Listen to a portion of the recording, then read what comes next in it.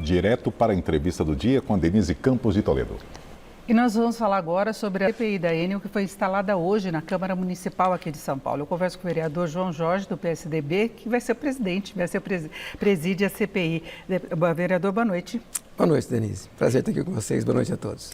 Bem, vereadora, a CPI é uma resposta a essa situação de crise que a cidade viveu desde a semana passada por falta de energia e a demora com que a Enel atendeu os casos, restabeleceu o fornecimento de energia. E ainda tem locais com problemas, não é? Isso foi na sexta-feira passada. E aí eu queria saber como é que vai ser o encaminhamento. A CPI tem um prazo de 120 dias. Só que quem sofreu perdas, prejuízos, o comércio, por exemplo, bares e restaurantes, mesmo as famílias que perderam toda a alimentação que estava na geladeira, eles querem uma indenização, né? Um ressarcimento mais rápido. 120 dias não é um prazo muito longo? Não, não é. Não é um prazo longo, porque, geralmente, inclusive, é porque as nossas reuniões elas são semanais, mas faremos também as diligências. E você começou bem, a CPI é uma resposta aos acontecimentos. Eu diria que é uma resposta à ausência de resposta ou à resposta desastrosa que a Enel proporcionou à cidade de São Paulo depois daqueles eventos que a gente chama hoje de eventos climáticos extremos, né? Não podia demorar tanto, não podia. Nós fizemos uma comparação hoje, inclusive na CPI, que foi instalada hoje na Câmara Municipal. Nós somos em 7 membros. A Câmara está unida. Nós temos vereadores de oposição, de situação, vereadores de esquerda, de centro e de direita, para que busque essa reparação, né? Nós estamos unidos nisso, porque já hoje, na reunião de hoje, eu estava dizendo, nós fizemos uma comparação com outras concessionárias de fornecimento de energia elétrica do estado de São Paulo, porque as concessões são divididas, o estado é dividido. Todas elas responderam em um dia, já na sexta-feira, quase 100% já havia de restabelecimento de energia no estado. Capital e Grande São Paulo, onde a Enel atendia, hoje é o 7º dia e ainda não houve restabelecimento total. Cerca de 10 mil entre residências, comércios, serviços, indústria, ainda estão sem atendimento. Um horror, a cidade está chocada, a cidade está desapontada. E os municípios também da Grande São Paulo, também, Cotia, claro, Taboão, Grande São Paulo, Grande São Paulo como um todo. Como eu digo, eu cito sempre a cidade de São Paulo porque é a minha área de jurisdição, eu sou municipal, né? A Lesp também está com uma CPI, né, e vai avançar. Agora eu ia perguntar exatamente isso, porque a Lesp abriu a CPI, instalou a CPI em maio. E aí por outros fatores, que incluem inclusive essa questão de atendimento, de podas de árvore, de manutenção, as frequentes interrupções de fornecimento de energia e além de outros serviços. E o senhor, ao solicitar, propor a CPI, falou também da questão de investimentos e do trabalho preventivo feito pela Enel. Quais seriam os principais problemas a serem abordados, além dessa demora em reparar os danos desta vez? Bom, a gente tem que apurar. Por que essa resposta, né, foi tão demorada, tão ruim, tão catastrófica como foi para a cidade de São Paulo? E quando você olha para a CPI da Lesp, da Assembleia Legislativa do Estado, que instalaram meses atrás, já estava dando sinal. A qualidade do serviço da Enel na cidade de São Paulo já dava sinais de desmantelamento, de sucateamento, já dava sinais. Via de poda de árvore ou erradicação necessárias, com mais de 3 mil atendimentos atrasados. Aumentou nos últimos anos a queda de energia. E você aumenta a queda e vinha aumentando também o tempo de resposta deles. Aumentou o número de reclamações, e a Lesp estava atenta a isso.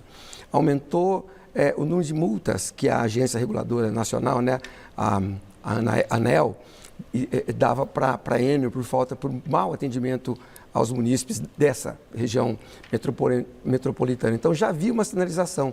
O que eles não contavam e nós não esperávamos é com o que aconteceu na sexta-feira passada, ventos fortes que chegaram a 100 km por hora, que derrubaram esses ventos, tantas árvores, e eles não estavam mais preparados. Mas aí as investigações não envolvem também o trabalho da prefeitura, porque quando há necessidade de poda de árvore, onde há linhas de transmissão de energia, fica um jogo de empurra, né? A prefeitura demora, depois a Enel demora e aí as pessoas que estão reclamando reclamando e cobrando o serviço ficam sem saber como conseguir agilizar, não é?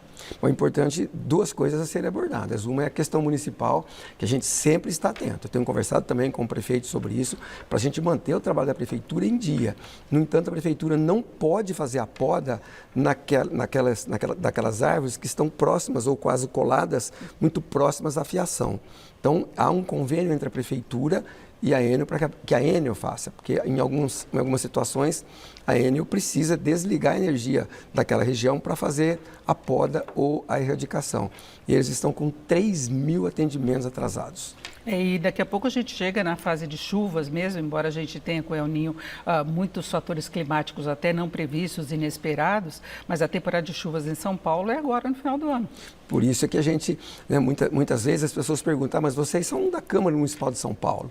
E a Enel, o contrato dela de concessão é com o governo federal. Né? Existe, quem regula isso é a ANEEL, Agência Nacional de Energia Elétrica. Eles é que controlam, eles que acompanham os serviços.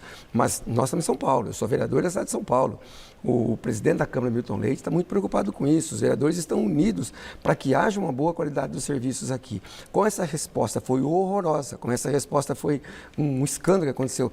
Nós voltamos à década de 60, 50, 70, quando demorava muito para voltar a energia elétrica. E demorava meia hora, uma hora, não 5, 6 dias.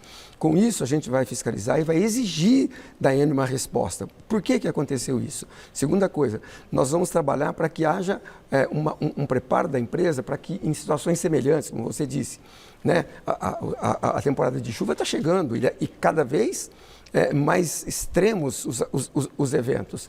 Então, nós vamos cobrar que a Enel esteja preparada. Não descartamos, Denise, embora nós não tenhamos força nenhuma para cortar a Enel, para dar um fora Enel na cidade de São Paulo, nós não descartamos que, ao final dessa CPI, em 4 meses, dependendo da situação, porque nós vamos investigar, nós vamos fazer diligências locais, nós vamos procurar quem perdeu com isso, vamos procurar as áreas onde a Enel atua, os armazéns dela, as áreas onde elas mantêm seus caminhões, fiação. A gente sabe que o estoque deles de fios não foi suficiente para atender.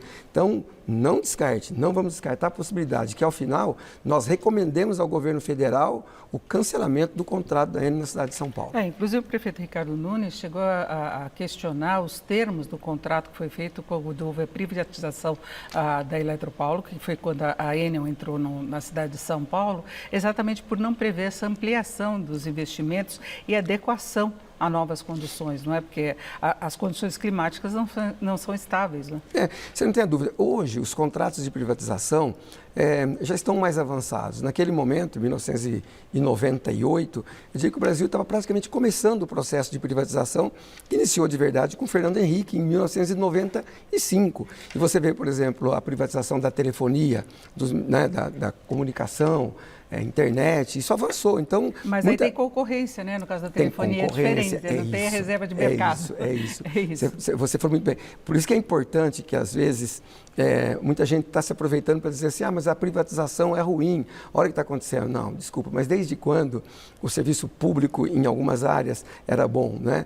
E nessa área precisava de muito investimento. Mas fiscalização também, em relação ao procedimento. Porque a gente pegando a CPI da Lesp, eles vão investigar a atuação de 2018 a 2023. É um longo período em que foi sendo registrada uma piora dos serviços e do atendimento à população. No nosso caso, é bem focado. A nossa CPI vai focar esse período. Por quê? Quais foram os problemas que levaram a esse desastre, essa resposta catastrófica da Enel?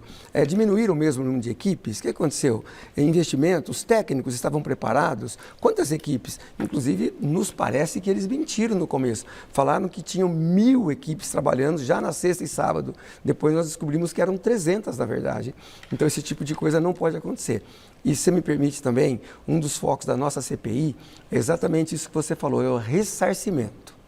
Muita gente acha, mas os supermercados, muitos supermercados, aquelas câmeras frigoríficas perderam, empresas que não trabalharam, tiveram prejuízo, mas também a gente vai olhar para aquela família que tinha 1 litro de leite, 1 quilo de carne, alguma coisa na geladeira e perdeu. E às vezes é tudo que ela tinha. Comprou com dificuldade, perdeu e às vezes não tem como comprovar, não tem como recorrer à justiça, não é? E nós da Câmara vamos encontrar mecanismos para fazer com que a Enel faça o ressarcimento do prejuízo que essas pessoas tiveram. Nessa lista aí de reclamações da Alesp tem inclusive a não aplicação daquela tarifa social. Esse é outro problema que a Alesp também está investigando. Mas eu agradeço muito a participação de João Jorge, que é do PSDB e agora presidente da CPI da Enel na Câmara Municipal aqui da cidade de São Paulo.